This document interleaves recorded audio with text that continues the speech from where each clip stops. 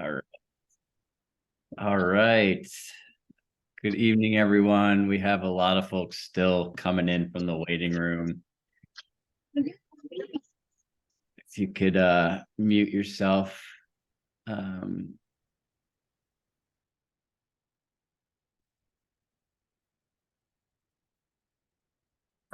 you want to join us on camera, please do. Let me see. We are still letting folks in. I love this. This is my favorite time of the month here. We're still letting folks in, so we just want to give it a minute or two. Please introduce yourself in the chat. Let people know where you're from. Mute yourself. Admit. Co-hosts, thank you for helping me let people in. You're welcome. Appreciate it. All right. Welcome, everybody. It is good to see you. This really is one of my favorite times of the month as we all get to come together and hang out with one another and create spaces for learning and share good ideas. I wanted to take a minute and just make sure we all send some love over to our folks in Maine. We have a lot of advocates in Maine who are standing in place, locked down in place because of an active shooter. And so I just want to send them some love and from this community. And also just yeah, that's it. I mean, they've been on my mind all day. And so if we could send them our collective love, that'd be amazing. And welcome, everybody. My name is Aaron Kacharski. I am the grassroots coordinator for the Recovery Advocacy Project and do some work with Mobilize Recovery. We are going to have a little bit of a Mobilize Recovery recap tonight. We have some amazing speakers. We're going to talk about community organizing. We're going to talk about day of service and talk about Washington, D.C. We also did Mobilize Recovery regional events as if DC, just doing one in DC wasn't enough. And so we just wanted to do a little bit of a recap and then kind of look ahead at 2024. Yes, I'm going to put the closed captions on the bottom. And I'm excited because I know it's coming, but I just wanted to, I know a lot of you were in DC, some of you weren't, so I just wanted to kind of, we're all kind of at different spaces in terms of how we think about Mobilize Recovery, but the point of Mobilize is that it's not just a single event, it's not just a single conference, it is ongoing. And how do we take what we learn in these learning sessions and at Mobilize Recovery or at Day of Service and have that continue? And so that's really what tonight's about. And I wanted to share a video from our partners at the Phoenix. I want to thank Bryce from the Phoenix for doing the podcast during Mobilize and doing a lot of interviews and talking to people about why they were there. And he did a little bit of a sizzle reel here. And so I wanted to take a minute and watch this with you all. And give me 1 second. We're still letting people in, by the way. So, all right. Can everybody see the screen? Yes. All right, awesome. If you're just joining us, we're just doing a quick recap of Mobilize Recovery and how that continues beyond Mobilize. So let's all watch this together. I wanted to come because I was doing peer support work in my community. And last year I started a recovery coaching program. So I wanted to kind of come down and learn from other recovery advocates and learn what people are doing in their organizations across the country. Good. Yeah, so I decided to come. Like, this is actually my first time being in this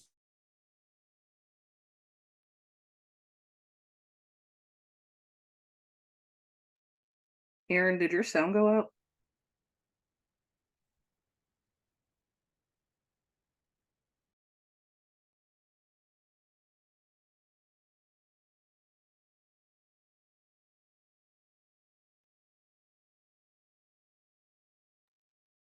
Aaron, there's no sound. And I said, if I get in, if I get accepted to go. Decided I wanted to come because I was doing peer support work in my community. And last year I started a recovery coaching program. So I wanted to kind of come down and learn from other recovery advocates and learn what people are doing in their organizations across the country. Yeah, so I decided to come. Like, this is actually my first time being in this type of space. I have been on my own recovery journey for 5 years now. And the first couple years, it was mainly focused on me healing and getting myself together. When I seen this opportunity at the beginning of the year, I applied not thinking anything of it, right? Because it's, for me, it's just like things like this doesn't happen for me. So I applied and I said, if I get in, if I get accepted to go, it will be wonderful to just come in and connect, network, and really see what being in this space is, because I've never been in a space like this. So that was really my original reason for coming, just to see how it can benefit me and what tools and information I can use and take back home with me to share and help other people that is going through the same pathway as myself. Or what brings you to Mobilize? Because I truly believe in life, and I was dead one day. I was on life support, and then 3 days later, I got up and went to my first AA meeting. Did step 1, 2, and 3, and that's about 3.5 years ago. And my life has been nothing but amazing since. I love it. It's amazing. It's amazing seeing so many people from so many different places. Yeah. All of us are in common cause. And sometimes I think for me, over the last year and a half that I've been doing this work, it can seem like we operate in a bubble, and that there's really not too much outside of the spaces that we serve. And to see so many people coming together and realize that this kind of work is happening all across the country and with so many different faces and voices, it's just phenomenal.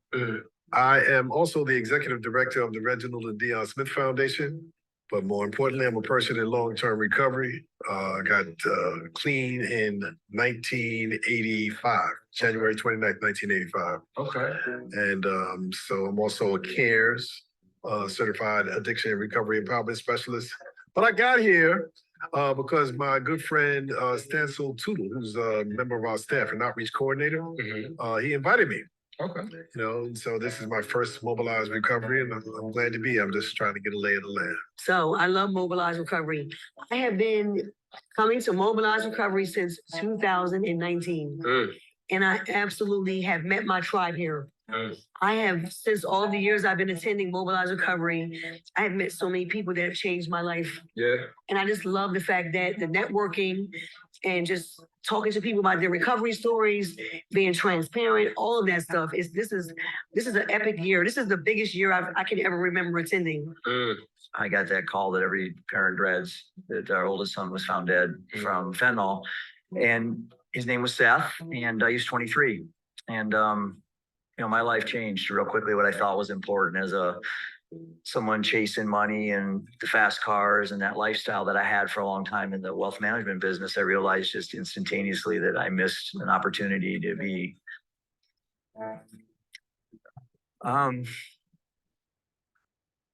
to learn, I guess. I don't want to say be a better dad, but there were signs I had in front of me that I missed. And, death humbles you, and death gave me an opportunity to be a better person out of this whole thing. Tired of people dying. I'm tired of it. I'm angry at my inability to be able to guide two people I really cared about to make better choices. And so I quit my investment career. I sold my business, and this is what I do. And last summer I got an RV and went around the United States, and I met Ryan, and I asked him to come down. I looked him on the internet, and I said, this is a guy I want to be around. And I tell my two boys, Ian and Roman, if you want to change the world, you got to be around those that are. And Ryan is. And we became fast friends, and he invited me to come here, and I'm just honored to be here. And the people, like we were talking earlier, the people that I meet, I'm like, wow, my stories. But I meet people that have unbelievable stories, that inspire me, and I need that. It's like my drug, to be vulnerable is really help me a lot.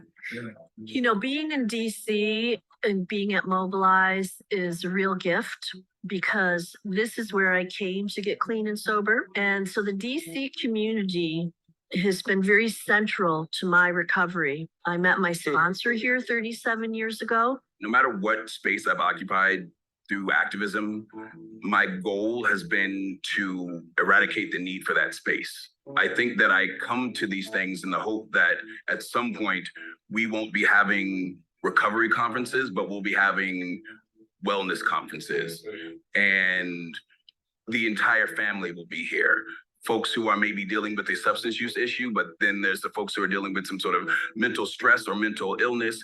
Then there are the children who are affected of, and like all of it is about how do we give everybody the same tool set, not the same answer, but like access to the same answers to feel like the best versions of ourselves, because it's really the human condition that we're working against here, right? And drugs and alcohol present themselves as an answer to a question that is different for everybody who finds themselves here in this space. I was sitting at my desk and came across Mobilize Recovery and saw a collective of people coming together around the one issue, recovery. And I just was like, wow, this is on a national scale. And for a person who has started my journey very young and understanding, learning about the disease of addiction and the process of recovery, to see people standing, just organized like that, it changed my life.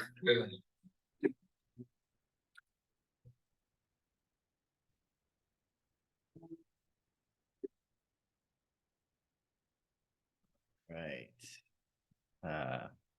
You haven't figured out that Mobilize Recovery is about people. We will, I wanted to put, if you want to check out more of those like longer interviews of that podcast, because there's a lot of content, I'm going to put it in the chat.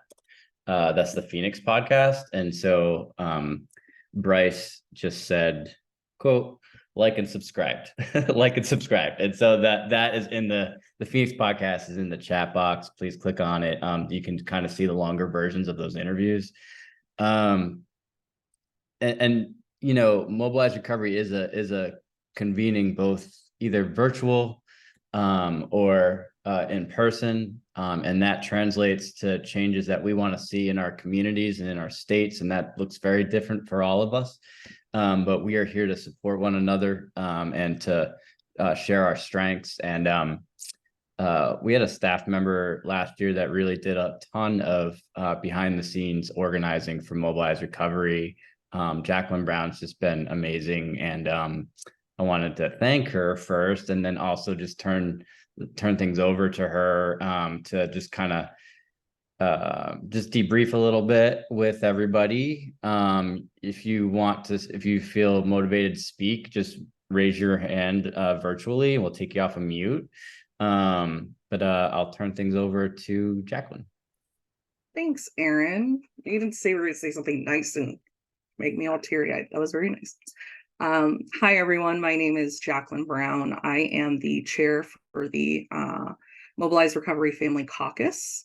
And it's really great to see a bunch of familiar faces on here. And even if I can't see your face, familiar names on here. Like Aaron said, I do want to give a special shout out to all of our people in Maine. I see Marshall on here. It's good to see your face. It's good to see you. And just send some love their way. So Mobilize seems like it was forever ago, but also yesterday. And I really wanted to check in with people and see, especially if you were a first timer. I would definitely love to hear from anyone who was this was their first time, but hear about any sort of speakers or sessions that you attended that really inspired you or even prompted you to go back home and make some change. You can drop it in the chat. You can raise your hand, whatever you want to do. So yeah, something good. Marquita, hi.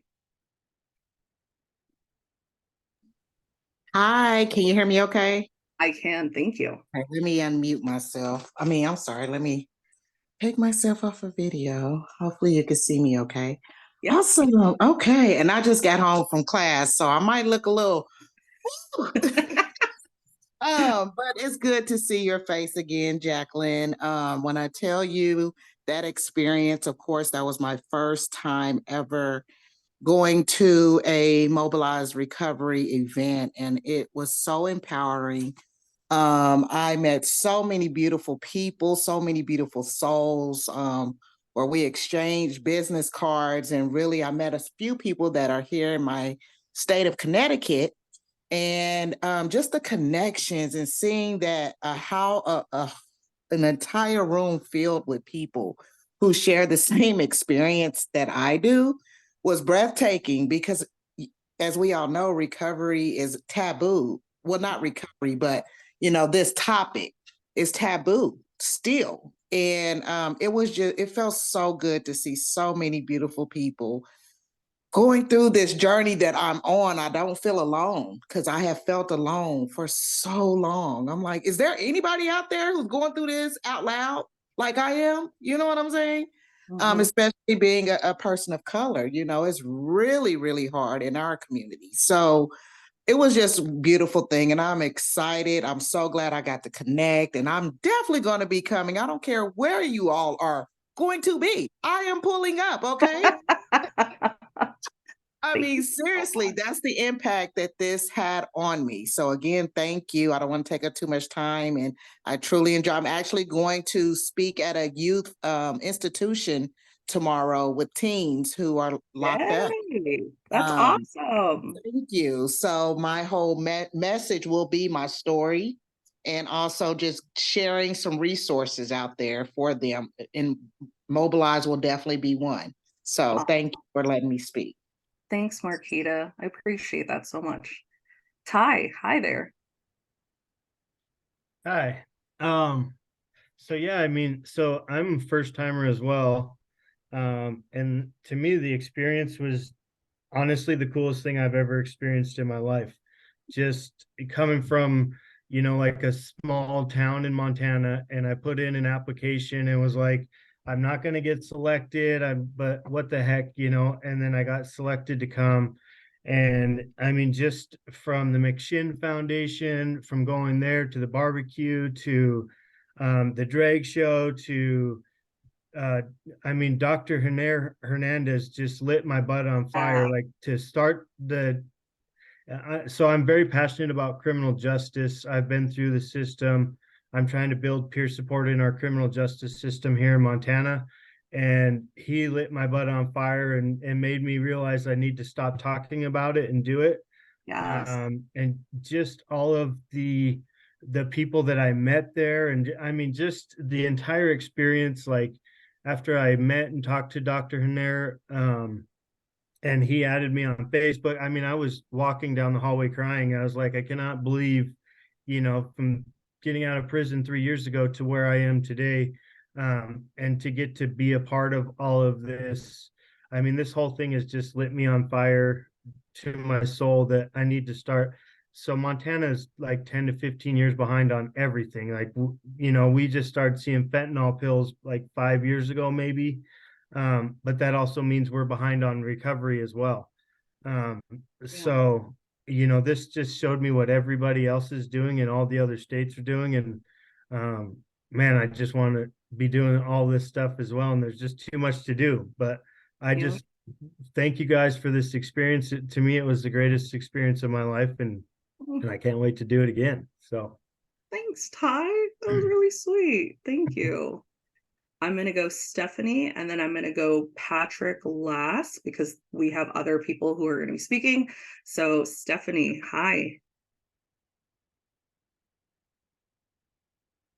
Hi, can you hear me? Yep.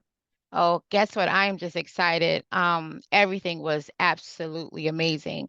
And first of all, it was my first time also, and just like what Ty and Marquita was stating too, I didn't think I was going to be able to come because there was so much going on, and just being accepted just like highlighted everything. But just actually meeting people that you didn't think that you would meet, like Dr. Rittman, the second gentleman, also, Chris Thatcher. I mean, just like, and Macklemore. I mean, guess what? I'm a grandmother. And when I told my granddaughter that I went to a Macklemore concert, she was like, "You're lying." I'm like, "No, we really did." And it was amazing. So, it was just amazing to be in a community of love.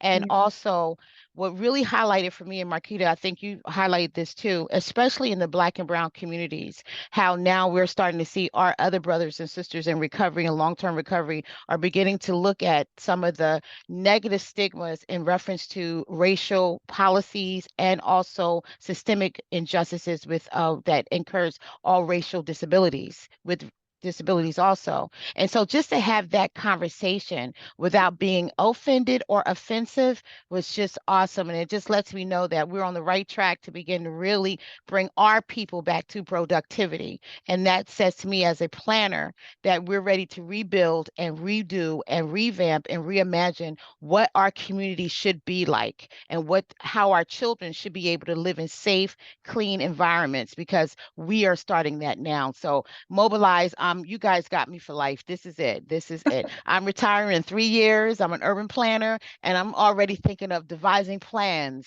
So I'm just excited. So thank you, thank you, thank you. Thanks so much, Stephanie. That was so great. Thank you. Patrick, hi. Hey there, Jacqueline. Can you hear me? Yep. Because I'm on a TV thing. I don't know where this microphone is. I was gonna say, you got a big room. You're good.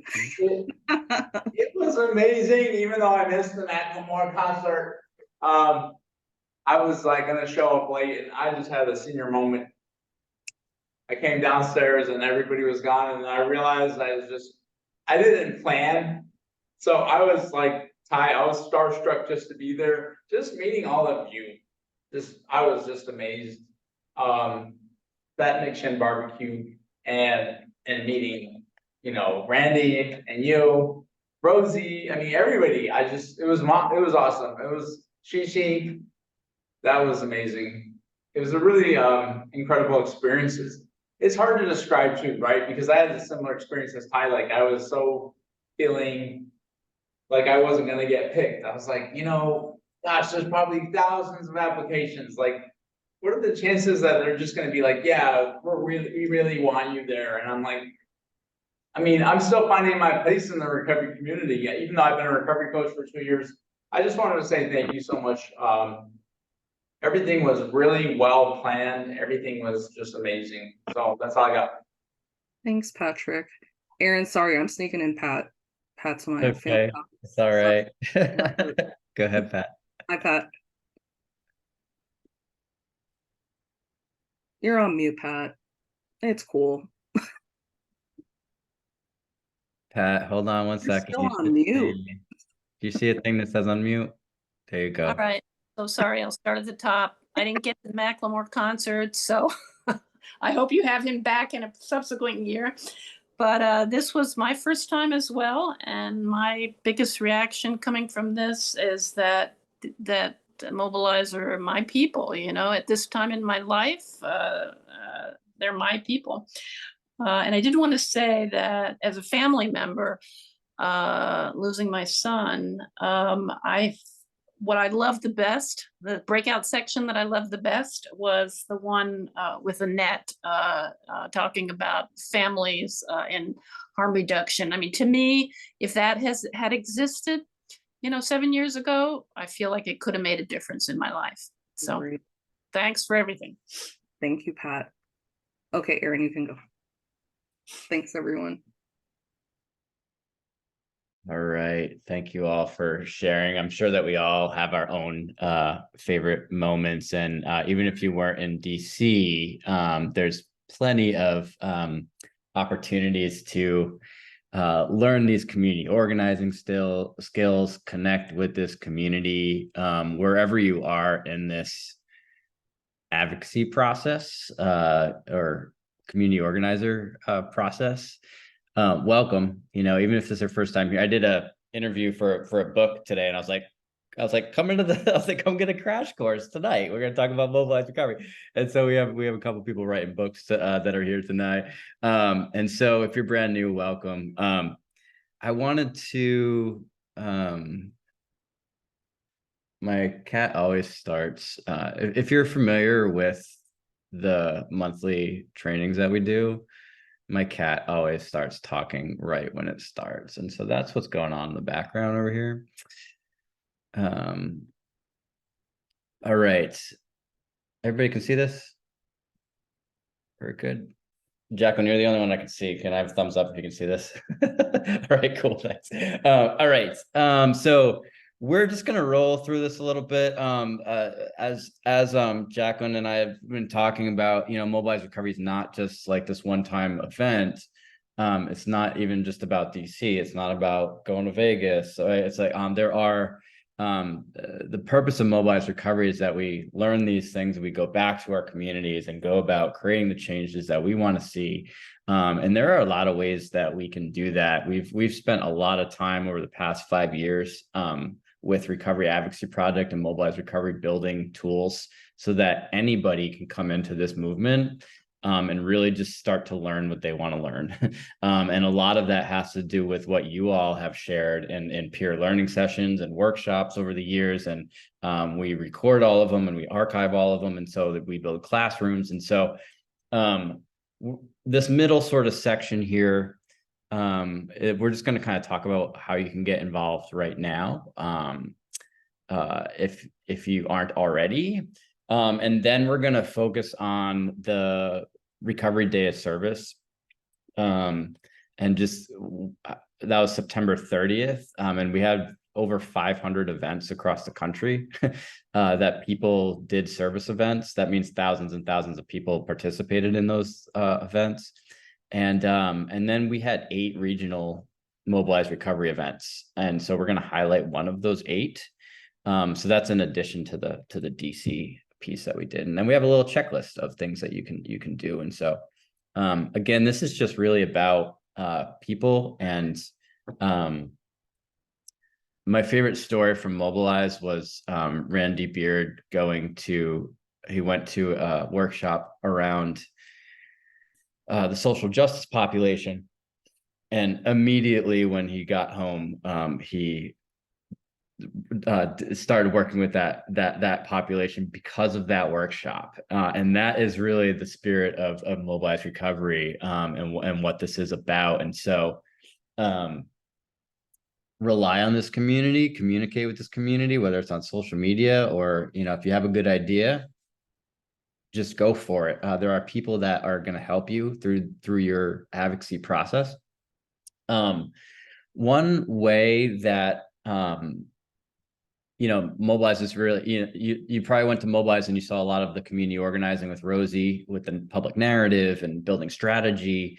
Between spring and fall, we did a Mobilize Recovery workshop series called the Community Impact Project Workshop Series. And so the point of it was, if you have an idea, how do you go about bringing that idea into reality? And we built it into a classroom. And so in the chat box, I'm going to put it is a Google Classroom. So you do need a Gmail account. It'll prompt you if you don't have Gmail, it'll prompt you to create a Gmail address.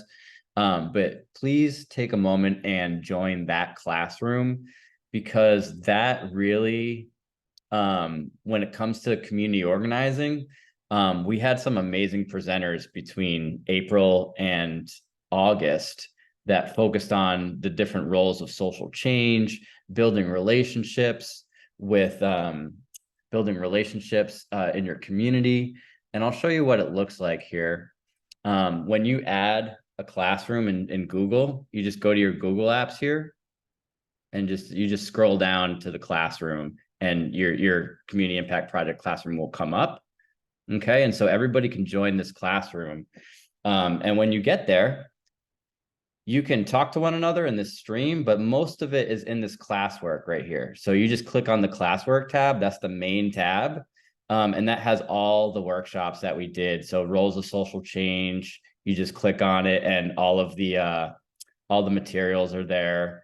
So there's supporting PDFs. You can watch the videos. And then, we did building connections, overcoming barriers and creating strategy, fundraising, grant writing, owning your narrative. That's all in here. And there's some amazing presenters. And so in your spare time, if you kind of like got a taste of what Rosie Greenberg was doing and you're like, oh, all right, this is good stuff, and you want to dive deeper, this series really dives deeper into that and has a ton of additional supporting materials. And so I would say just go through that classroom, and you can I put it in the chat, but you can also use you scan the QR code on the left here, the Community Impact Project class, and that's how you join it. And we'll send it in the follow-up email as well. But that's really where a lot of our community organizing videos and workshops live right now. The second way that you can get involved, there are 15 states that have recovery advocacy project teams. If you went to Mobilize and you have a recovery advocacy project team, you've already been invited to join that team. If there is not a recovery advocacy project team, we just don't have the capacity to have a recovery advocacy project team in every state. But please go to recoveryvoices.com. I will prompt this with there's definitely some cosmetic weirdness going on with the website right now. And so don't make fun of us. You can still go there and you can read all the content, but it looks super weird right now. But all of the tools and resources are at recoveryvoices.com. There's advocacy guides. There's the access to the Google Classroom. There's voter tools people can use, and model legislation pages if you're into policy and stuff like that. And so I would highly recommend you dig through that website for some more tools. And then the last thing is we want to continue this connection with you. The last Thursday of every month, unless it's like on a weird holiday or something, we come here together for our monthly virtual workshops. And we have an amazing lineup of workshops for next year coming together.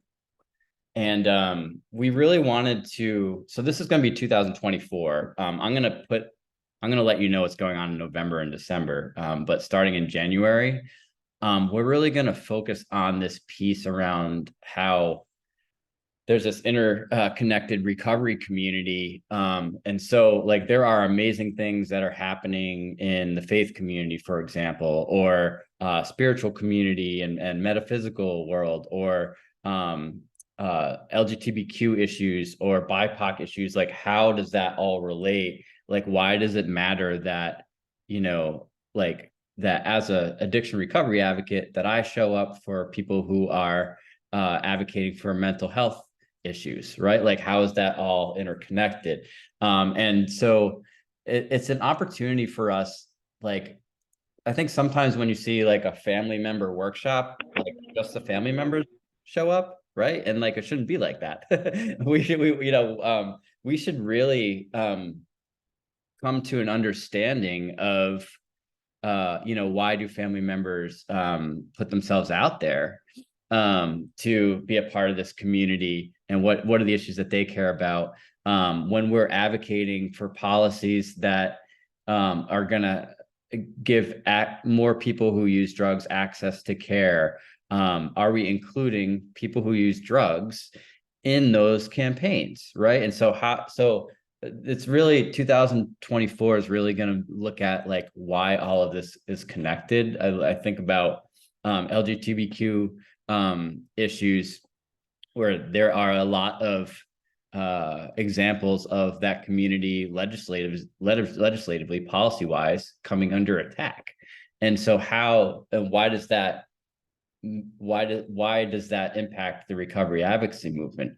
Knowing that LGBTQ has high rates of suicide, drug use, right? Like these are all connected issues. And so we want to make sure that we are having those conversations, and we are offering solutions at the end of each one of these workshops in 2024. And so I'm looking forward to it. It is all connected. We're still building it out, but we are stronger as a recovery community when we're unified and when we have one another's backs. And so I'm excited for it. I can't wait to put some of these, whether it's panel discussions or workshops, together, because this community has so many amazing people in it. If you've been to Mobilize or if you've been on these workshops, you have seen that, and that is what Mobilize Recovery is about. It's about people. So it's good for all of us to ask ourselves, hey, what can I teach somebody else in this movement? What can I do a workshop on? Who can I ask for help with that workshop? And so that's really going to be the spirit and theme of next year. And then I wanted to highlight Recovery Day of Service, because we really didn't know what this was going to turn into. I think this is just one of those things where Ryan Hampton's like, hey, let's just have a National Day of Service. And then you all like filled in those blanks, right? Like of what that is. And there was, by the time September 30th came around and people did their day of service, that giving back to our communities is a big piece of recovery. But we never did it in a coordinated way across the country, like all on the same day. And so it was really cool to see over 500 events or service opportunities. I know that my events in Myrtle Beach, we gave out all of our Narcan. We gave out over 80 sandwiches and hygiene kits to people that struggling with substance use or housing insecurities. And we had Socktober. And that just means that we just organized people donating socks to that community, to the homeless population, because that was one of the number one things that they were asking for.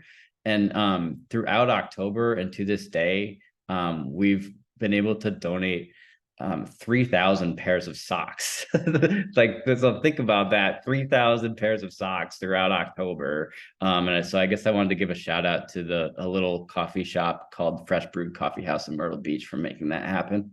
I think that's amazing. And so we have four projects that we're going to highlight. The first is from Catawba Nation. Erica Parsley, it's just amazing. She's also in South Carolina. And so I wanted to give Erica just 3 to 5 minutes to talk about the event that they did. And we first started doing some work in that nation when we did the bus tour last year. And so I'm glad that is continuing. And so Erica.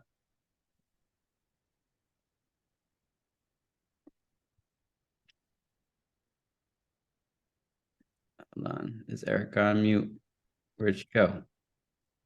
Oh, Sorry. there you are. Hi, Erica. Tanake, Nia Erica Pursley, Ye Swankre. Hello, my name is Erica Pursley, and I'm a proud member of the Catawba Indian Nation. We are the only federally recognized tribe in the state of South Carolina. We reside within the York County area in Rock Hill, and we have around 4,000 tribal citizens in South Carolina, the United States, some out of the country. But I'm very grateful and blessed to have the opportunity to speak and share this space with all of you. Tanake, to my brother Gregory Jacobs, I know he's on here. Much love to you. But yeah, so I would like to start by saying that I'm very thankful to be a person in long-term recovery. November the 17th of this year will be 18 years that I have been in recovery. And I call myself and all of my brothers and sisters on and off the reservation recovery warriors, because the mentality of that is that we were all in the fight together. So we were very honored last year to have Mobilize Recovery come down to the reservation. And we shared with them what that looks like for us and how our culture and traditions are who and what we are. And we make it a part of everything that we do, including our healing and recovery. And for us, when we heard about this day of service, I thought, what a great opportunity, because all of our departments and everyone within the tribe have the same goal, which is to make a safer and a healthier community for all of our people, no matter who they are, no matter where they are in life, no matter what they're going through. And I decided to make this day literal. So what we did is we asked all of our seniors in the community to let us know what we could do to serve them. And we had several who have mobility and significant health issues who have not had their yards and their homes addressed in a way that was good for them. So this is what I decided that we would do.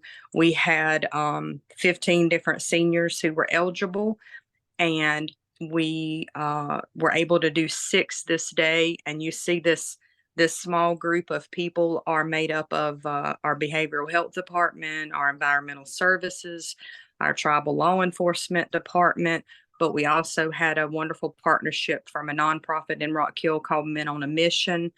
And we literally went and worked our butts off from 8 in the morning until 4, hauling off solid waste, cutting grass, weed eating, and we definitely, improved the safety and the mental health of all of these seniors that we helped. And everyone was so thankful and appreciative that I said, we should keep doing this, and we should do it every couple of months, all year, until we address all the needs of everybody in the reservation and off the reservation.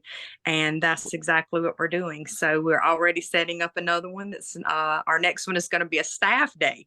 So our chief worked all day and was involved, and he said, hey, all our staff members who are capable can get out and work if this old man and these people can. And so we're actually doing another one on November the 9th. We're going to check some more of those seniors off the list, but also we connected to that nonprofit and others, and we're going to get our youth and other people involved in going out and doing the same types of service for people in the community around us as well.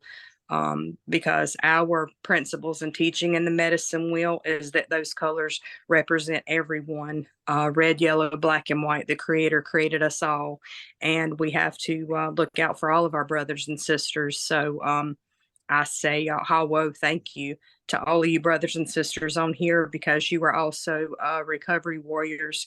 And as I said, we're all in this fight together, and we do anything and everything that we can within our communities to heal the trauma, and we're all stronger together. So Hawo, thank you. Thank you so much, Erica, and I appreciate you, and I appreciate our discussions leading up to this call, and look forward to visiting as well. Our next Wait, I'm sorry. There you go. Almost forgot. And while I have everyone here, I would like to welcome you all. So on November the 18th, we will have our Yapia Iswa, which means the day of the Catawba Festival, on the reservation. I sent Aaron the flyer for it, but if anyone is in South Carolina, North Carolina, the surrounding area, or you'd like to come, we would love to have you. We'll be drumming, dancing, having traditional Native American foods. We'll have dozens and dozens of tribal artists selling our pottery We have the oldest pottery tradition of any tribe in the United States, but beadwork, basket making, and all sorts of things. And I would love the opportunity to share a friendship dance with any one of you that are able to make it. So as I said, that will be November the 18th. And if you are interested in getting the flyer, or if Aaron has a copy of it, we would love to have you all come and spend a day on. Yeah, Miss Shishi, anybody that comes back to the reservation to visit ever, I'll cook for you. We'll feed you and love you real good. So we'd love to have y'all back anytime. Thank you, Erica. I appreciate that. I love that it's that the day of service just continued. You're like, all right, we're just gonna do another one. You know, I love it. Thank you so much. And our next one we wanted to highlight, Gail Bazzelli is out in Ohio. And Gail is the advocacy chair for Hope Recovery Community. There's a recovery farm out there. If you ever heard of what's a recovery farm, right? When Stephanie Robinson started telling me about what a recovery farm was, I was like, oh, this is cool stuff. So Gail, do you want to let us know what your service event was? Well, I am trying to get back to sharing my screens and all that stuff. I got a crash course in this afternoon. Yep, go ahead. Here we are. Yay. And Eric, my name's Gail Bazzelli, like Aaron said. We thank everybody, Mobilize Recovery, Aaron Recovery Advocacy Project. I'm the chairperson of the advocacy committee at Hope Recovery Community. Also, starting my 5th year on the board of directors. We have some unique stuff going on at Hope. We started forming in 2018. We moved into our first building 4 years ago, and now we have 4 locations in just 4 short years. One of those the main one you see in green, Medina Hope Recovery, that was where we started. We've since opened satellites in 2 cities in our county, which are Brunswick and Wadsworth. Gail, I don't think you're sharing yet. Go ahead and share it. Oh, geez. That little green button. That's all right. That was a good It's info. gone. That's all right. Can you wing There it? it is. Okay. Got it? How about now? No. This is like my worst nightmare. That's okay. This isn't showing up because it is definitely showing on my screen that it's being shared. It should be at the bottom green. You should have a Here we go. Here we go. There you go. I'm looking at my notes. How about now? Nope. Oh my God, this is terrible. That's all right. Do you want to do it without slides? Just talk about the event. What was your day of service event like? Our day of service was a little bit unique because as part of our farm, we have sober living there. Our community partners are amazing, financial contributions getting involved. And so for our recovery day of service, we thought what better thing than let's show off the farm, and what better way to get people to come to our day is let them play with goats. So Bill and Bob, Laverne and Shirley and Lil entertained everybody. And then we got together and had like a barn raising and built a thing called a hoop house, which is a structure for growing and expanding the growing season by being able to grow from seed and things like that. Our garden is 2,000 square feet. We supplied over 500 pounds of produce to our local food bank. And that's only growing. I'm looking at my notes since I don't have the pictures. We are working with the farm. At the farm, we have some goals. We are going to try to get a farm to table program going. We are looking to expanding the food that we can give to the food bank, and also expanding our sober living, because there's another house there that we're working on right now. The day of service, we had people from Cleveland Clinic, United Way, our Adam board, our board of directors, not politicians, elected officials, all out there building this hoop house and spreading mulch and doing whatever needed done around there. I think as a peer support, one of the best things about the farm was when I was out talking with one of my peers, and he said, you know, this place is magical. When I'm having a bad day, I bring a chair out here at night and there's thousands of fireflies, and I'm with God. And that's what we're all about. Our ED executive director was not able to be here, so that's why I'm doing an emergency substitution, but you guys can reach out to us. She'd love to talk to you about what we're doing. And you know, if you're ever anywhere near Medina County, Ohio, come out and play with the goats and visit our magical farm. That's awesome. I feel like, yeah, you put goats anywhere, I'd show up. That's awesome. Thank you. Bill and Bob, get it? Yeah, Bill and Bob and Lil. Unique, the fact that there's a recovery farm is so cool. So thank you so much for sharing, Gail. I appreciate I'm sorry about the Fuger, but no worries. You did fine. thank you. Yep. All right. Kay Ellis is our next speaker. Just 3 to 5 minutes, Kay. From our New Jersey Recovery Advocacy Project team. You saw Kay in the video. We got her live on Thursday night. Go ahead, Kay. You should be able to come off mute. Can you guys hear me? Yep, go ahead. How is everyone tonight? My name is Shakay Ellis, and guess what? I am one of the vets for Mobilize Recovery because Ryan first found me in 2019 and flew me to Vegas for Mobilize Recovery. And my first year, I was just like, oh my God. Mobilize Recovery gives people such a huge platform. It's like I was chosen, I went, and I'm a social butterfly. I am the queen of networking. I got my business cards. I went to Mobilize Recovery, and all the people I met at Mobilize Recovery in 2019 and 2021, the years minus the COVID years that we did virtually, I met my tribe from Mobilize Recovery, basically. So I am honored to be, hey, Greg, be a part of, I love Greg, to be a part of this. So let me tell you guys about my day of service. It was really crazy in a good way. So I have a relationship with a guy from Philadelphia. He was going to run for mayor, but you know, his name is Jeffrey Brown. He owns 16 ShopRite stores. So one day I saw a little girl on social media standing in a market selling a book at a table at a supermarket. So I looked at the little girl. She actually looked like me when I was a little girl. So I looked at her, I said, oh my God, I just wrote my book. So I said, you know what? I'm going to find someone to let me go in their supermarket and sell my book.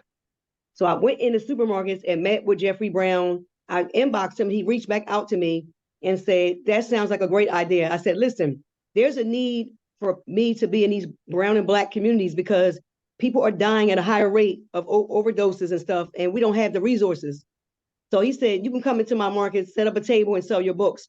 I started doing this in 2020 when COVID was popping. So we had to wear masks and everybody was walking around scared and all that, you know, and I was in the markets every Saturday for 2 years. I donated my time and I had organizations sending me Narcan.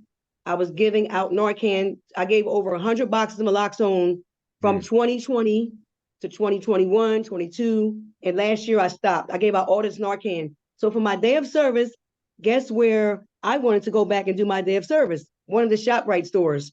So I picked one in West Philadelphia, my stomping grounds, 52nd and Parkside. All my family lives in that area. I talked to the CEO and he said, Miss Ellis, I'm sorry, you can't give out Narcan. So I looked at him like he was crazy. He said, it's a liability. Our team said that, you know, we can't have you give out Narcan in our stores. So I was so disappointed because I feel like, you know, I know that area very well. There's a Marikey and walking a few steps from the market. People are out there very sick. So I knew that I wanted to do that. So he told me I couldn't give out Narcan. So me with my creative self, guess what I did? I took all of my Narcan, right, out of the box. I broke it. I took the box and stitched the box. Took the little pamphlet part, folded up, took my Narcan, stuck it in a Ziploc, and gave them in a backpack to my sister because she lives around the corner. And I said, if anybody come to this table and they need Narcan, you meet them outside and give them that Narcan. We're not gonna have people out here overdosing and dying. And not just that, but y'all charging people $45 in the store to pay for it. I got it right here. I'm the queen of the Narcan. I got cases of Narcan. Let me stop being silly. But my goal was to save lives, and I made my voice heard by giving this Narcan out in the hood, and my sister was walking right outside like, you need Narcan? How many you need? Here you go. Put it right in your bag. So, I had to get creative with this, but I'm a person in long-term recovery. I celebrated 13 years 2 months ago. And I just feel like at the end of the day, I'm going to recover as loud as I can because I'm very boisterous. I'm going to get my message out. You're going to listen just like you guys are now. And that's my story. But I'm happy that I was able to give this out, but not in the store because they think it's a liability. Yeah, that reminds me of the session that Jacqueline did on overcoming barriers and creating strategy, and you kind of learn the rules and then how like close you can go to the line and figure out how to do it anyway. So nice job, Kay. So good to see you and hear from you. Thank you. And our last speaker for Day of Service is Jacob McKinney. He is from our Indiana Recovery Advocacy Project team. Hello, how are you guys doing today? Yeah, so here in Indiana, it was really cool. I work with Oxford House. I'm a member in an Oxford House, and so we brought the Day of Service idea to our members here in the state and set up meetings every week to plan events. And it was amazing. We had an event in every single area that we have in Oxford House in Indiana. They planned so many events.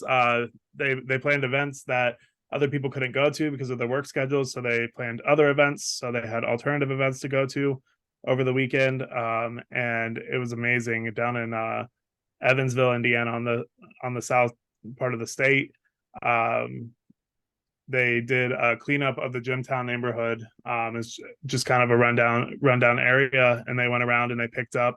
They talked to people about recovery. They had their beautiful bright selves out there just celebrating and enjoying the service. Where I live here in Fort Wayne, we did a couple events. My favorite one was we went to Lawton Park, and it's kind of by a roadway or whatever. It gets a lot of trash thrown out the window. We cleaned that all up, and then so we put on like all these events across the state. And what I found was so cool about it is that afterwards, everybody's saying, what are we doing next? And so I've seen 3 other service events put on by our members this month. I know there's more planned in the coming months. We have a event planned here to repaint a building for a community organization that got a building that doesn't look so nice. The Oxford House members here are going to get together and help paint that building. And I think it really, the Day of Service, like empowered people to think about like, what can we be doing? Like we have this beautiful life given to us in recovery.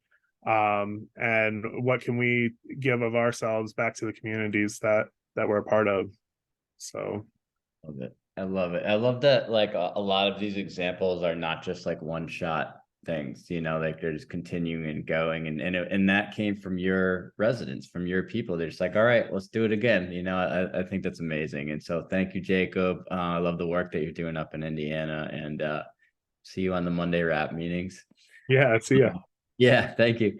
And I just wanted to we wanted to highlight, so thank you all. I know that a lot of you put what you did for Day of Service in the chat box. It's just amazing to go through and read all of those. And before we jump off, I wanted to give a couple minutes to Raquel Garcia, who we met Raquel in Colorado. She's with Hard Beauty, and we did a bus stop event with them last year, and it was, for me, it was one of the most impactful stops. And in terms of bringing people together and not having it stop there, it went. They have built relationships with people because of Mobilize Recovery and the bus stopping there last year, and they had their own like mini Mobilize regional event this year, because of the relationships that they're building in the area. And so, Raquel, I wanted to give you just about 5 minutes to talk about the Colorado event. Hold on, let's find Raquel real quick. I see it. Ask to unmute. There you are. Thanks, Aaron. Hi, everyone. It's so good to see some of your faces again, although I've got to see some of you on social media. Hi, Jacqueline. Hi, Randy. I haven't gone through everybody yet, but it's so good to see you. First of all, my name is Raquel Garcia, and I am a woman in long-term recovery. And Mobilize Recovery has been awesome for me. I actually came to know Mobilize Recovery because of one of the board members, Carol Cruz. Her and I met. She actually trained me as a peer recovery coach in Colorado. And it was really amazing to be part of the Mobilize event when the bus came through, and it was kind of a long shot. I kind of said, hey, Aaron, I just want to share with you and Ryan that the fruit of what you guys wanted to do is us, right? Like when you guys went through the town on that bus, your hope was that people would connect and there would be, greater change made. And that change has really changed Colorado, Aaron. I think you guys are underestimating the impact that has done in Colorado.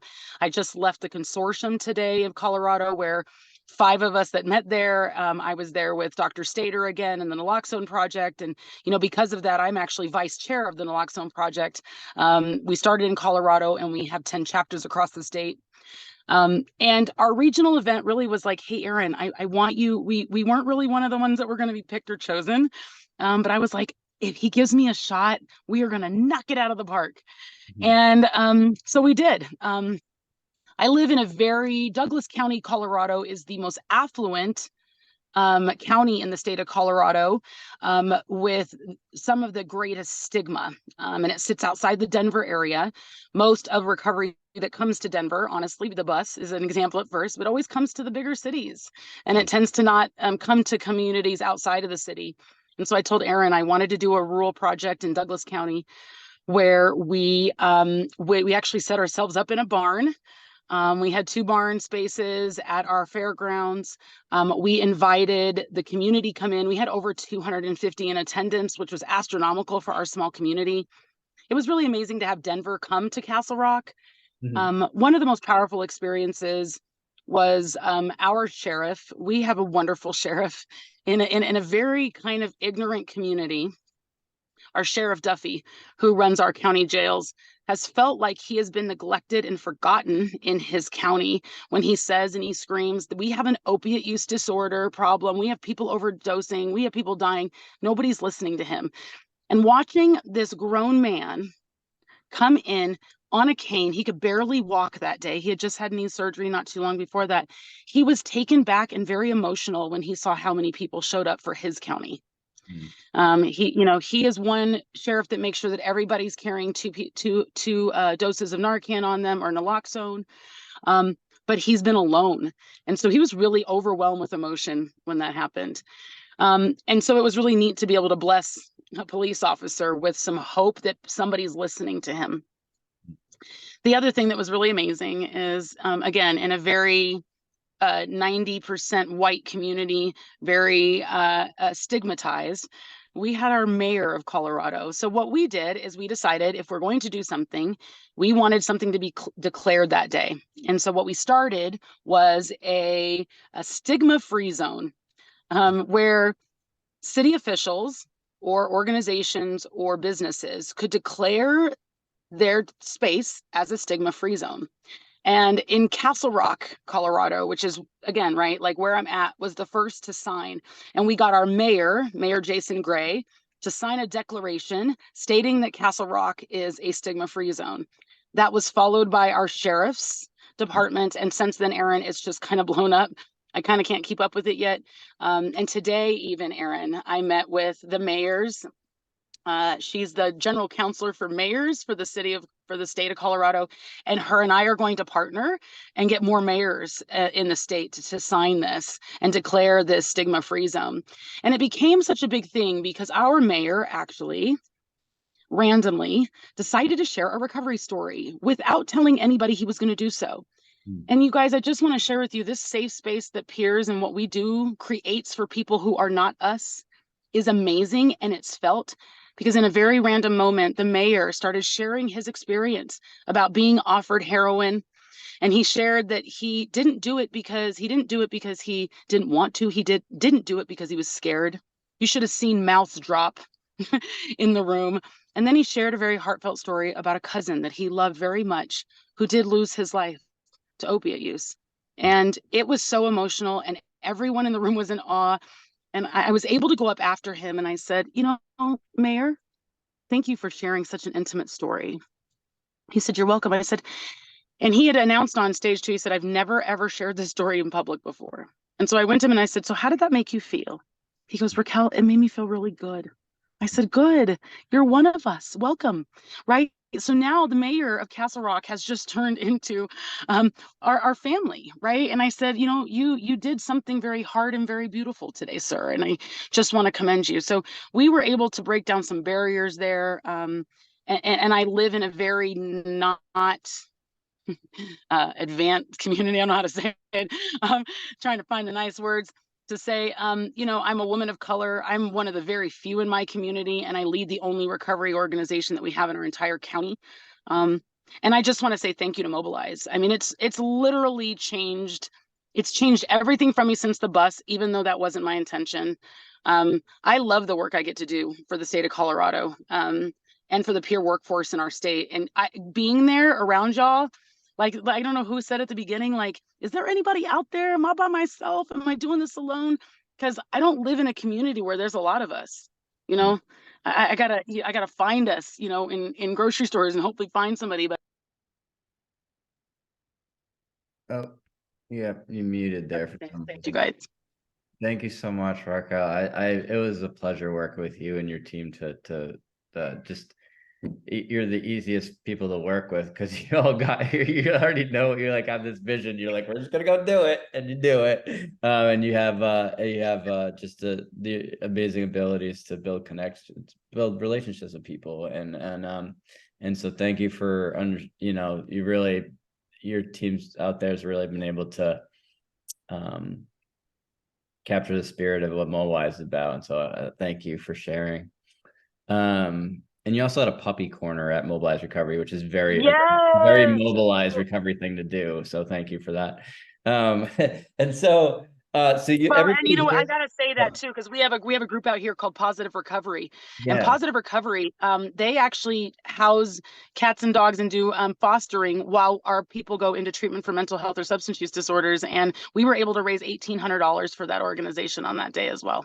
Yeah, that's amazing. You do everything with purpose, and you're very thoughtful for the community. And so thank you so much for what you're doing.